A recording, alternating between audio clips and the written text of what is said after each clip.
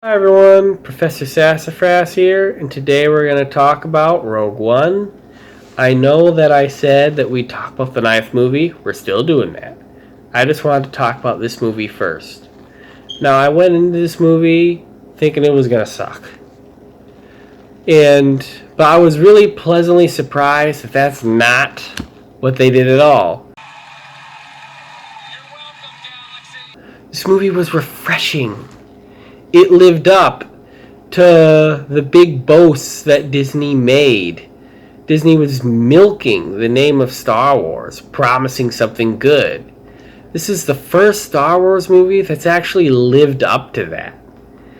And it's really nice. It does not feel like one of these cheap bootlegged movies that you buy from the corner of the street.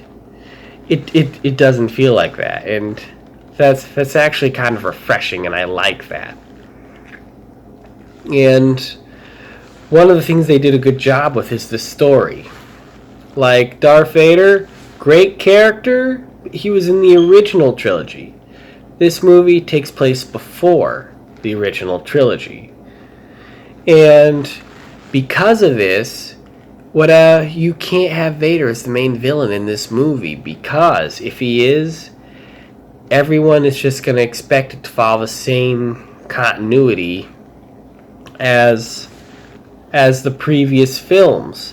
And because of this, people aren't going to be wondering about the villain as much as they would a new villain. And this could cause problems, and it could make it difficult to direct. They still had Darth Vader in the movie, but what they did was they gave him only a few scenes. But boy, they made him count. A few scenes he did have, he was scary. But they did have their own villain, and he was a new villain. He was a good, solid villain, the new villain here. And the story follows the crew of Rogue One. And the crew of Rogue One really do a good job developing as the story goes. One is a little darker than I would have liked. I mean, he pretty much murders one of the informants at the beginning of the movie.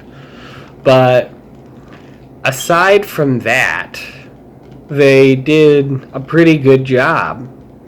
And I'll name a couple of examples, like Jyn Erso. She was a great example of what Rey in The Force Awakens was not. Jyn Erso was a dynamic character. She was in this story because she belonged in the story. She wasn't in the story because they wanted to cram some incorrect politics down your throat. Jyn was in the story as a dynamic character, and she grew. She thought that the rebellion and the Empire were each no better than the other. But as the movie progressed, they showed one of the reasons why the Empire was so evil. And the rebellion was trying to stop that evil. So in that way, Jyn did kind of truly mean and kind of truly learn what the rebellion was all about. And Cassian had no morals. I don't like that. But he got morals later on in the film. And a lot of the characters in a lot of the protagonists in the Rogue One crew are like that. And I like that. And they did a good job developing characters. At the end of the movie, these characters give their lives to find the Death Star plans. Now, it's sad that they died, but they ended on a positive note. Because of their sacrifice, the plans were recovered.